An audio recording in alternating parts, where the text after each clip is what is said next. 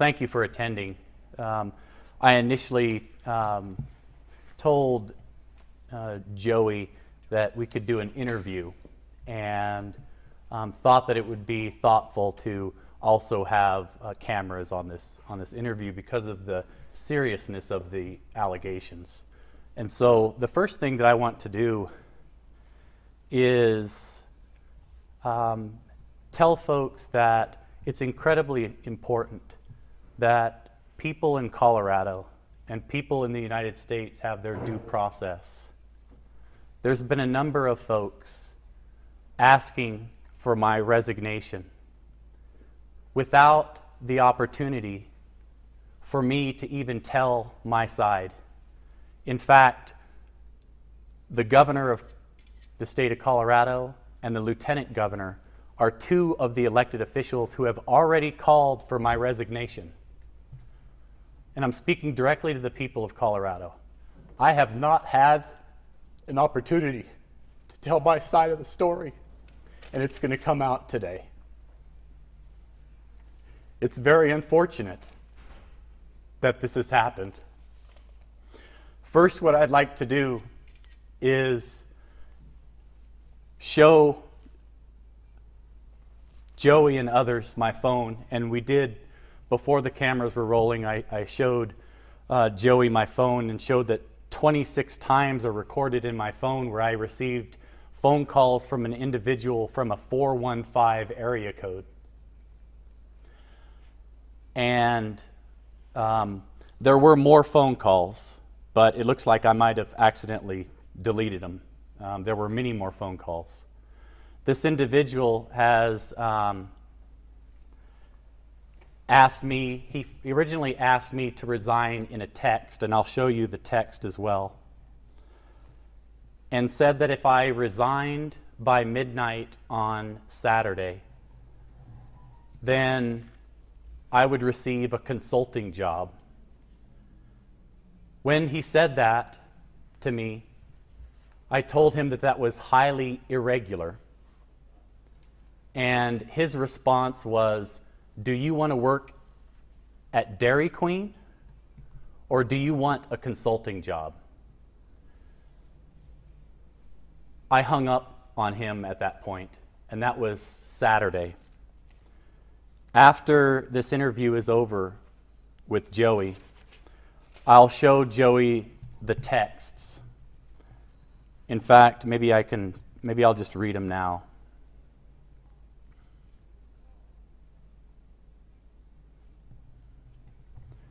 The harassment started on Saturday and continued through yesterday.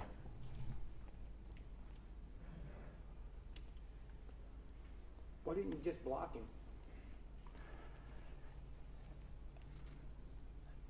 This story is not just a story of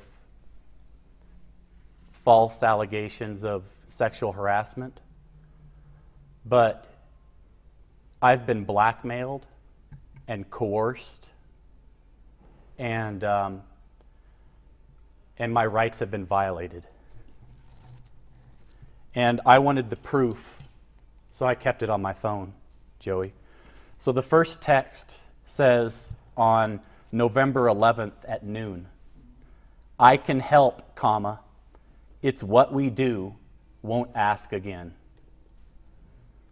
I can help, comma, it's what we do, won't ask again. November 11th at 3:07 p.m., I can guarantee a consulting position at, and I'm going to leave out the consulting firm for now. Keep home, etc. Must respond that you will resign effective Monday by midnight today, the absolute best that can happen. After I received that text is when I finally picked up on one of the phone calls from this person. And that's when I picked up on the phone call, and he asked me if I wanted to work at Dairy Queen, or do I want, actually he said a 6-figure consulting job. And that's when I responded that it was highly irregular. and hung up on him. Then the texts continue the following day, and it's the name of a company, and I'm not and is no longer interested, comma, you're on your own, Steve O. The next text is from November 12th, headed to Colorado Tuesday to begin bird dogging adventure. Gonna be awesome. Yesterday, the text continued, not resigning just makes things worse. Keep it up, we love it. Laugh out loud, such a slime ball. The texts continue on November 13th at 4:25. Turning down 6 figures is pretty surprising. This is not a case of false allegations necessarily. This is more a case of blackmail and coercion, and we're going to get to the bottom of it. Right now, I'm fearful for my life. And so the bullet points are, I've been harassed for the last 4 days. I have not been afforded my due process. In fact, a number of elected officials have asked me to resign without even hearing my side of the story. That's not due process. That's not who we are as Americans. And it's wrong.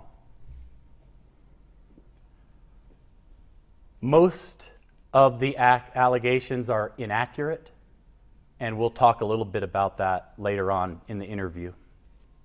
But that's I wanted to start out with those comments. Well, how do you know this guy's not a crackpot? I mean, you don't know who he is. This could just be anybody.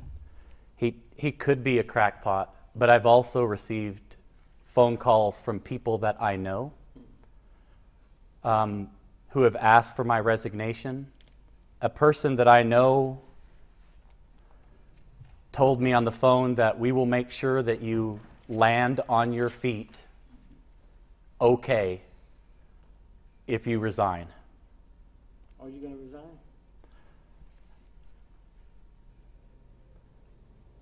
I'm not sure if I can work in this hostile work environment.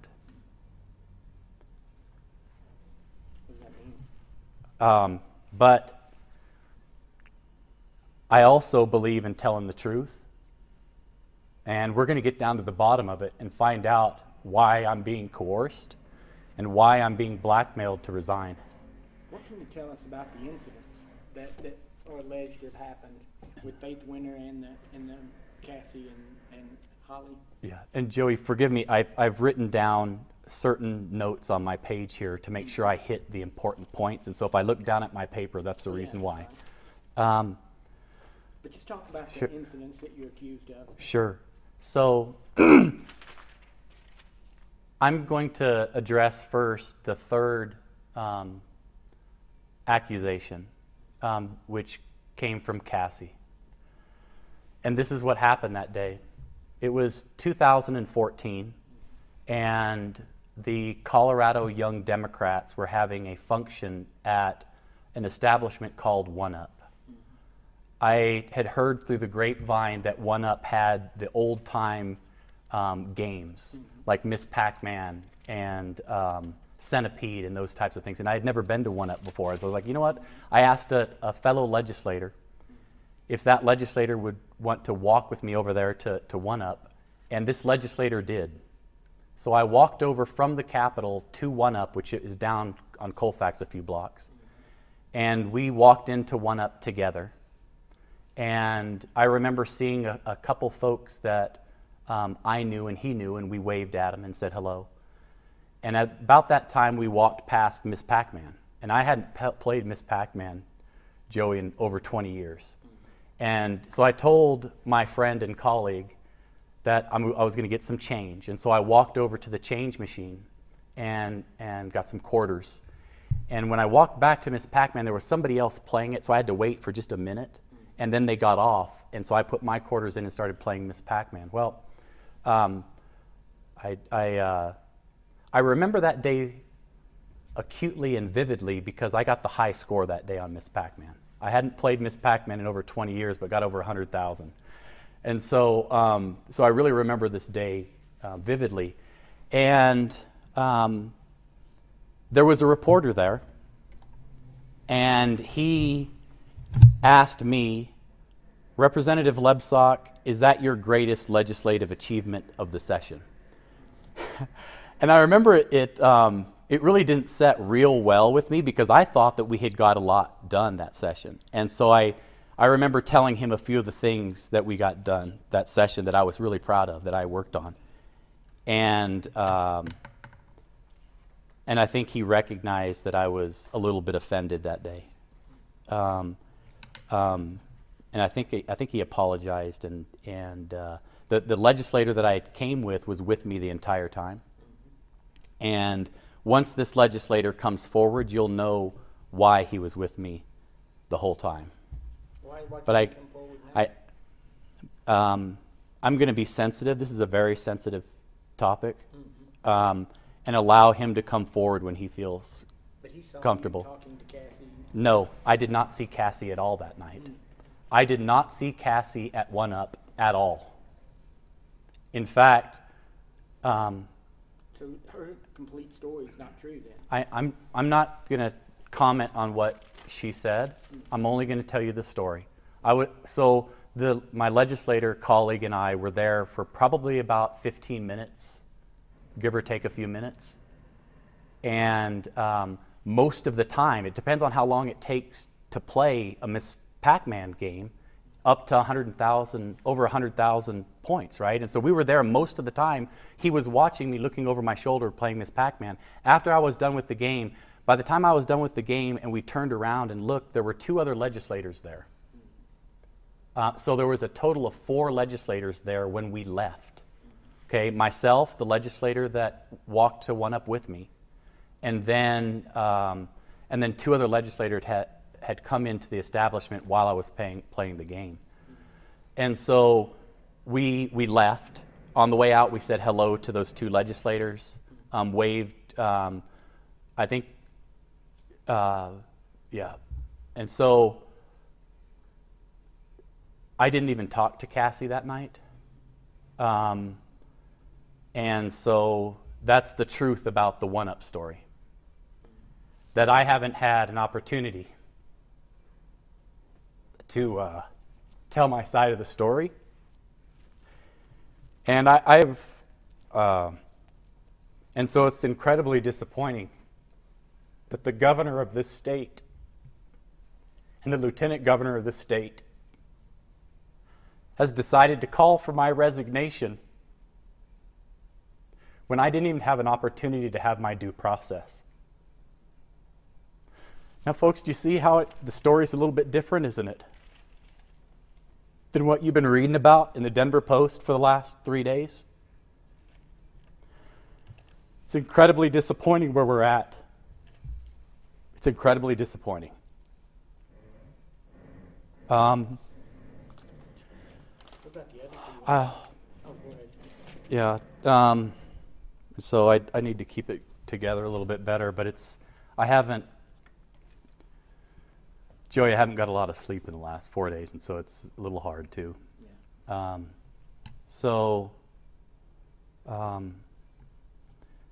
Holly, I thought, was a friend of mine, and I think that was my first mistake.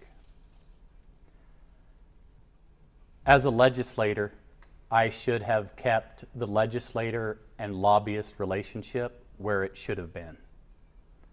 But instead of that, she was human, and I'm a human being. And we enjoyed each other's company, and we became friends. So much so that I would call her little sister. And I still care a lot about her now, even though that she made these allegations. Did the relationship sour at some point? Was there an incident Just blindsided. Well, let me tell the story, and then let me because you asked me first specifically to talk about the allegations, and so let me tell my side of the story, and then we'll get down to the details if you want. I believe in the Denver Post that, if I remember right, the accusation was the conversation happened in an office. Maybe I'm wrong, but that it didn't happen in an office. We had lunch at City Grill, which is down the street. And we were talking at City Grill, and at that point we had known each other. This is 2015. And we had gotten to know each other really well, and we weren't, it wasn't just a lobbyist-legislator relationship, it was a friendship, and I thought it was a friendship.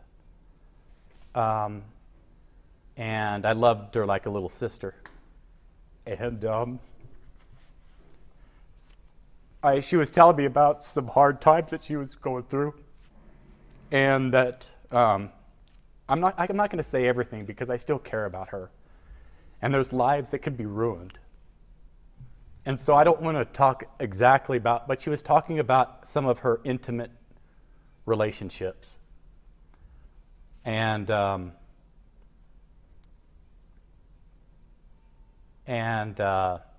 conversation changed towards sexuality. And I don't feel real comfortable saying every single detail. Did she initiate the conversation, or did you? Yeah, she initiated the conversation, was talking about relationships,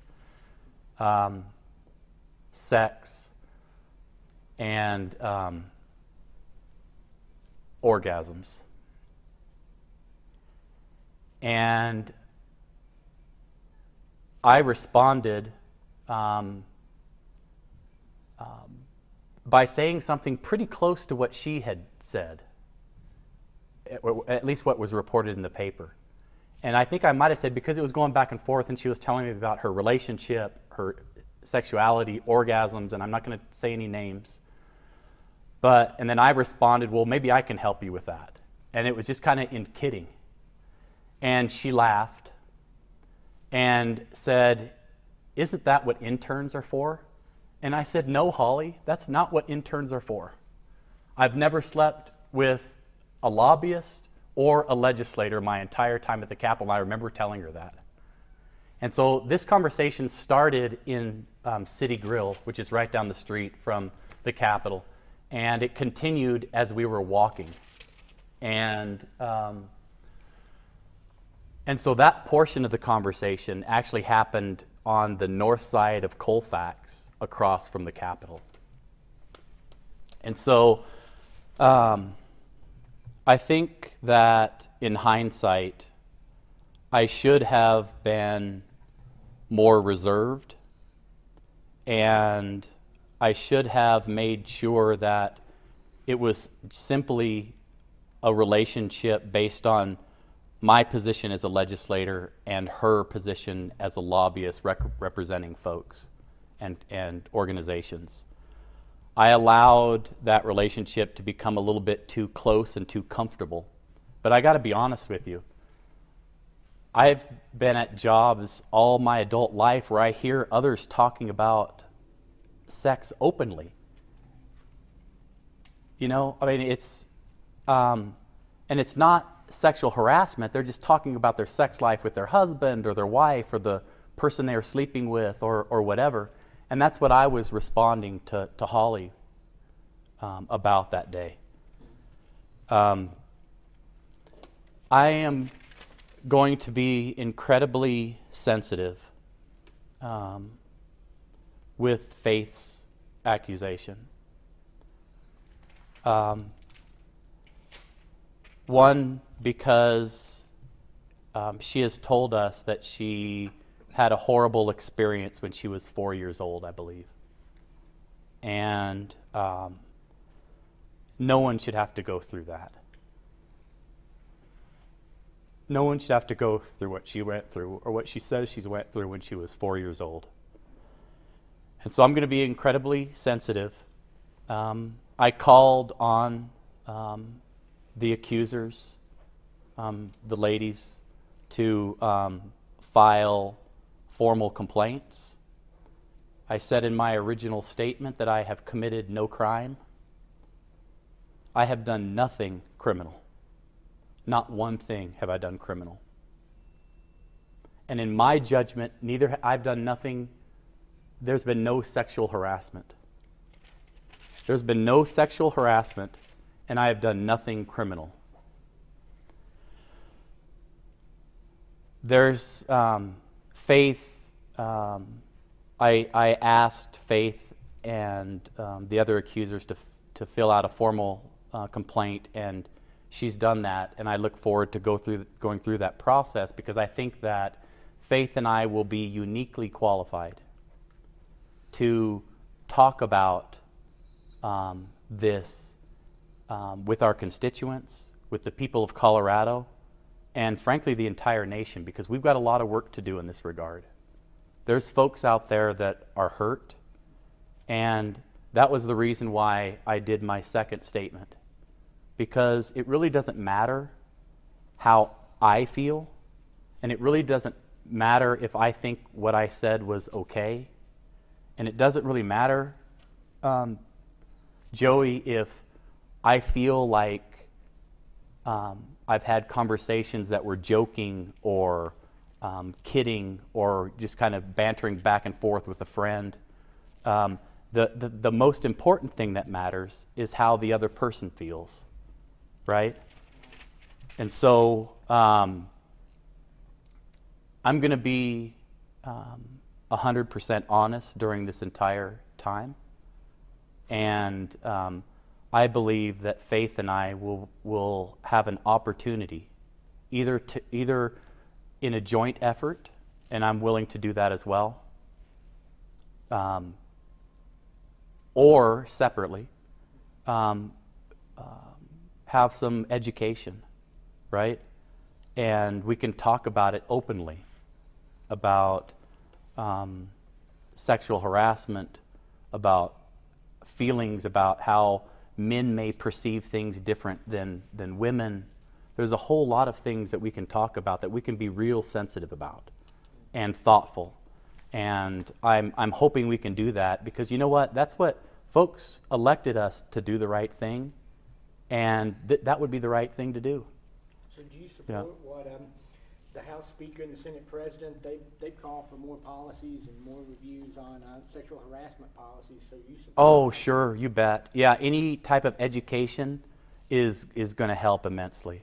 I think that's great. I don't mean to interject. You say men and women perceive things differently. Sexual harassment is sexual harassment. Are you excusing male behavior as though they're No, know better? no, absolutely. Or they have a different definition of sexual No, harassment? absolutely not. The most important thing, Marshall, is not necessarily the gender, because sexual harassment could come from a male or a female. The most important thing is how that person who's receiving the information feels. And even if the person is not sexually harassing the other individual, Marshall, the most important thing is how the other person is interpreting it, right? And so we have to be extremely sensitive, whether it's a male or a female. And I think maybe it would be honest to say that some men may think about these issues differently than women and might not be as sensitive as we should be. I think that would be an accurate statement. So given that definition and explanation, did you sexually harass any of these women? No. But I'm extremely sorry that they feel hurt. In Cassie's case, I didn't even talk to her. And this is the first time I've had an opportunity. I didn't talk to her at 1UP that evening. This is the first time I've had the opportunity to even say my side of the story. And there's a legislator out there that is willing to come forward at the right time on that issue. Can you elaborate a little bit on your relationship with Cassie? She worked for a legislator, I believe in 2013 and 14, and I saw her around the office in the Capitol, and we were friendly towards each other. We said hello to each other when we saw each other in the hallway. What do you think about the timing of this? You know, we've got the Me Too, the Harvey Weinstein effect. All these things happened months or years ago. What do you make of the timing? I'm going to be real honest with you. I think I've got caught up in the Me Too events. Although, even though I really truly feel, and the timing also, because I'm not making a correlation directly between the accusations. I'm not ready to say that publicly on the record at this time. But one thing is a fact. For a number of months, I was the only Democrat running for Colorado State Treasurer, and I was going to be, and I still may be, the next Colorado State Treasurer of Colorado. And the timing is suspect. Especially in regards to the phone calls that I shared with you and the text messages, Marshall, that I'll show you on my phone. Do you think Democrats are trying to force you out? Or Republicans? I think that it's incredibly important, Joey, for us to allow citizens of this country to have their due process rights. In this case, the folks who are against me have thrown due process out the window. And instead of going through a mediator, or instead of going through the proper channels at the state capitol with a formal complaint, these folks, a number of women decided to go through the media. And I want to be as sensitive as I possibly can. But within hours of the accusations is when the resignation calls started coming, without me even having the opportunity to respond. This is the first time that I'm sitting down in front of a reporter doing an official interview in depth, other than the conversation that I had with the Denver Post a number of days ago. Benta Perkland broke the story, not the Denver Post. Okay. But she called you and tried to get your side of the story. Why didn't that happen? Well, I did remember her calling me, and I believe that was on last Thursday. And her first question to me was something like, what do you think about the Me Too movement, or what's happening in the United States with the events with Me Too? And if I can recall right, what I told her was, I think that it's incredibly important that and that the Me Too movement has afforded victims of crimes to actually come forward, and I think that it can be good part of the healing process. But she asked you about the accusations against you? Yeah, she did. I think the question was, there are a number of allegations, and do you want to comment on them? And I think my response was, I'm not. I was literally driving or getting into my car that day and said, I'm not in a place to answer that question right now, but I'll answer those questions at a different time. And to be honest with you, I didn't hear who she was and what organization she was with at the time when she had called. And so that's another reason why. And plus, I was getting into my vehicle and driving to an event that evening. And so that's how we that interview went over the phone. Well, there's news out today that some people are calling on Speaker Duran to step down. How do you feel about that? I'm not going to comment on that at this time. So what happens? I mean, what happens next? They're going to do this confidential investigation, and then what? What else can they do to you? Well, I hope that there's justice, and I hope that everybody tells the truth. And I'm prepared to. We're gonna hopefully work through this and find a way where we can educate folks and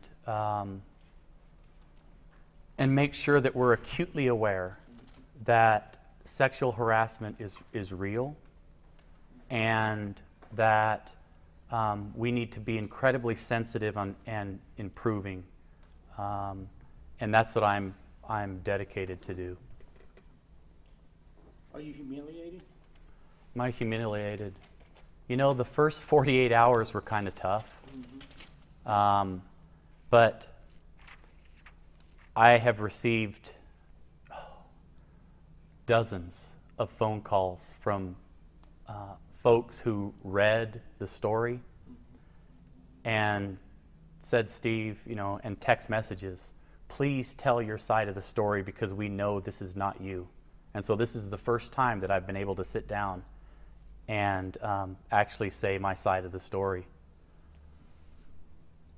Are you sorry for your behavior or how women received your behavior? I'm incredibly sorry that individuals have been hurt. I am incredibly sorry that I believe some things have been misinterpreted, but again, the most important thing, Marshall, is not the way I feel, it's the way the other person feels. And so I'm incredibly sorry that there are folks that feel hurt and feel pain because of what I said. But do you think you did anything wrong? In the case of the accusation with Cassie, I didn't even see her that day. So no, I didn't do anything wrong that day. But obviously, there's some type of pain there, and I don't know what that is. Where that is from, or where that, you know, where that's derived. But and when the witness comes forward, it will be incredibly revealing, because the witness was with me the entire time that evening, and I was only at one up for 15 minutes. Like I said, now I gave a detailed explanation on what happened and the reason why I remember that day. Is it possible there were other encounters with Cassie that could have been misinterpreted, that maybe she was confusing that one day? I can't comment on that. These accusations are incredibly serious, and I'm going to be truthful and thoughtful with my answers. And I've never sexually harassed Cassie. Have you been out with her in that setting before? You know, she might have been at the same events that I've been at. I know there were times when a number of reporters, lobbyists, and legislators would meet at Prohibition, for example, and other places. And I'm certain that Cassie was at some of those events. Yeah. Is there any reason that she would not tell the truth, do you think? Or where do you think this is coming from? Boy, John, I don't know. And it's really scary. I received a phone call from a police officer in Colorado, and he said, Steve, tell the truth, because this is really important. For every man out there and every woman out there, this is incredibly important that you tell the truth and make sure you get your side of the story out, because something just doesn't add up. That's what he told me. And I told him I would. And so it's incredibly disappointing that a number of my colleagues have asked me to resign before I was even able to tell my side of the story. I was trying to be so thoughtful, John, with my, at least my second statement, telling them I'm sorry that they were hurt, or that they're, because obviously they were hurt, by something. But it's an incredibly difficult situation. And having someone that I know call me and tell me that there's a job waiting for me and that I could land well if I resign is troubling. And also all the text messages and phone calls that I've been receiving offering a job, a six-figure job to resign. I'm so glad I told him that was irregular and hung up on him, because it's wrong. I'm being blackmailed. And it's horrible. We're hearing that there may be other legislators who will be accused of the same thing as you're being accused of, or similar behavior. Will you be surprised by that if there are? Well, it's... Knowing the culture of this building? Well, to be honest with you, I've heard through the grapevine that there were going to be other allegations, but now there's not going to be. What do you mean? The allegations are no longer going to come forward, is what I heard. Against you? No. Against anybody? Against others. Yeah. Why do you think that is?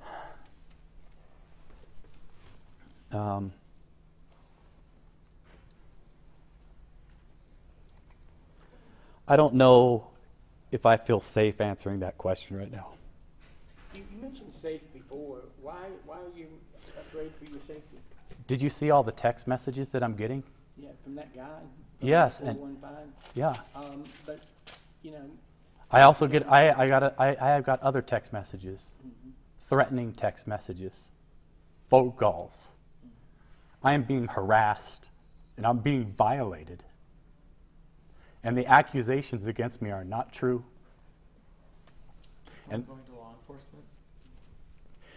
I'm going to be going after this interview to the Colorado State Patrol downstairs to show them the text messaging, give them the phone number. I've given the phone number to the press. And I hope you are able to help in this investigation and find out who these people are that are harassing me and who are violating me. We have to get down to the bottom of it. And I'm all in favor of having a thoughtful conversation about sexual harassment and how we can improve. And I want to be part of that solution. But right now I'm being violated. My rights are being violated. And like I said before, I didn't even have an opportunity to tell my side of the story before the governor, lieutenant governor, and others asked for my resignation. Completely improper. You said earlier you hadn't had sex with another lawmaker or lobbyist. What about a staffer? I'm a single person, and I was divorced, and we signed the divorce papers in 2015. And so I think my private life is my private life, so I'm going to keep some of that stuff private. But one thing is for sure, I've never slept with a lobbyist, and I've never slept with another legislator. And I have not sexually harassed anyone, and I have done nothing which is criminal. Have you ever slept with John Frank? No. Okay. Just want to get that on the record. So the governor asked for your resignation. What's your response to the governor? Well, I would ask the governor to remember the foundation of who we are as Americans. To ask someone, and I'm a Democrat, and these allegations and these calls for resignations are mainly coming from other Democrats. It's betrayal. It's not allowing a fellow Democrat to have due process, I would tell the governor just straight up, do the right thing. Governor, do the right thing and allow me to have due process. That's what I would tell the governor and others. You still want to be the next Colorado State Treasurer? I have not resigned from my current office, and I am still currently a candidate for Colorado State Treasurer. What about Speaker Duran's recent actions to remove you from committee chair? Well, is that permanent? Well, officially it's temporary, I believe, was the statement, and I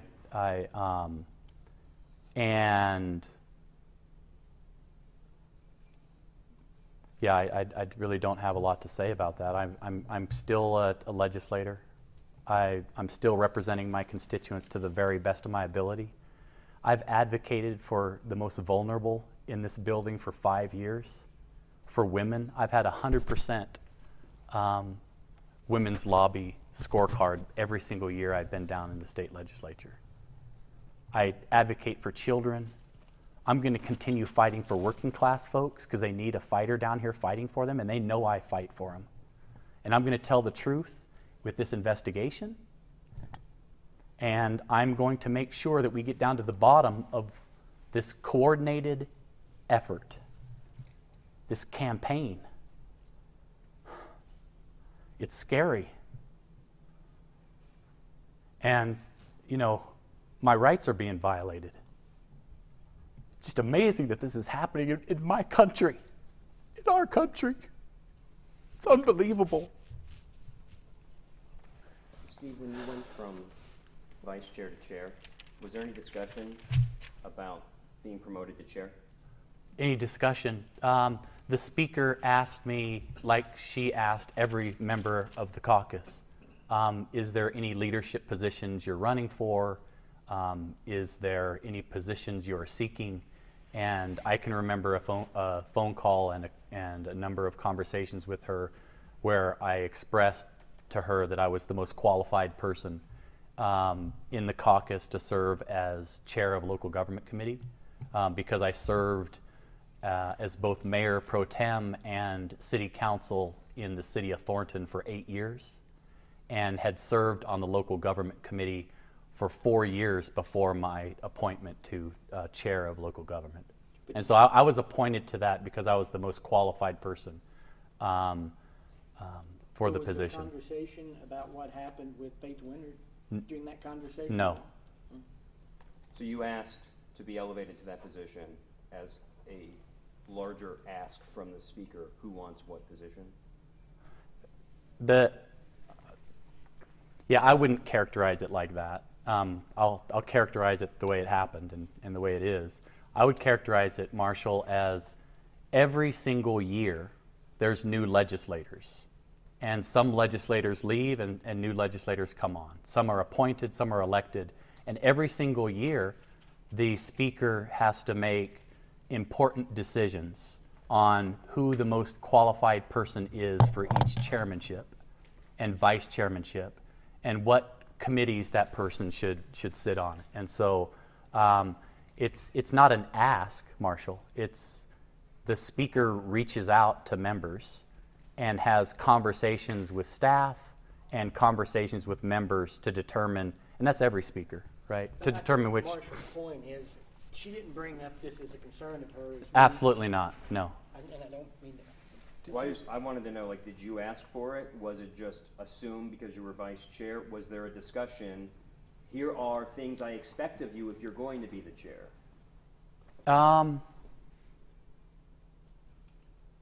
Yes. I do recall a conversation about here is what I expect of every chair. Wasn't me specifically, but there was a conversation with the speaker, with every single person, I'm assuming, on her expectations. I can recall her saying that, talking about level of professionalism, and And I've done that. I've been professional, and I'm really proud of the work that we've done in the local government committee since I've been chairman. Did you realize that you were being isolated, that there weren't other women lawmakers near your office, and that the speaker only put men from the Democratic caucus on the local government committee? Well, there's actually a female legislator on my same floor several doors down from me, by my office. So you didn't read anything into, I suppose? No. The idea that she only put men on your committee No. from the Democratic caucus? No. Who's representing you legally? I don't have an official attorney yet. I've talked to a number of attorneys with advice. When does the investigation going to begin? When are you? Oh, that's going to have to be a question for the speaker. Yeah. You know, I'm a little bit late to this. I'm Sandra Fish. I'm looking for KUNC. Okay. And so it seems to me what you're saying here is that all of these allegations against you are a conspiracy and are untrue. Is that? That's not what I said. What I said is on the record, ma'am. What I said was the most important thing that we need to remember during all of this is the most important thing is not how I feel, right? The most important thing is how others feel, right? And so that's why I came out with my apology. But one thing that I did say, ma'am, earlier was that I went to One Up as an example. And you can see the record, but I can say it again for you, I guess. That I went to One Up that evening and with Cassie's accusation. I went to One Up with another legislator. And I stayed about 15 minutes or so. And I don't even remember Cassie being there that night. And the other legislator is a witness, and he has not come forward yet, but I suspect he will. And that legislator was with me the entire time I was at One Up. And so, no, ma'am, that allegation is false. And, I'm yeah. wondering if these allegations were made against, say, a Republican House member or state senator, and people were calling for his resignation, would you also be calling for their resignation? No. You all have to have due process. I would be sensitive. I would take every accusation seriously, and I would be sensitive and thoughtful, but I would not ask someone to resign within hours of the allegation, because that's what happened. Within hours of the initial accusation, there were calls for me to resign, without me even having the opportunity to send out a statement or give my point of view. And so I'm being violated in a number of ways. My civil liberties are being violated because I'm not even being afforded due process. Instead of going through the normal professional process, the allegations came out in the press. And the governor, the lieutenant governor, and others have piled on before I even had an opportunity to give a statement. And that's really unfortunate. So, Steve, have you given any renewed thoughts to stepping down?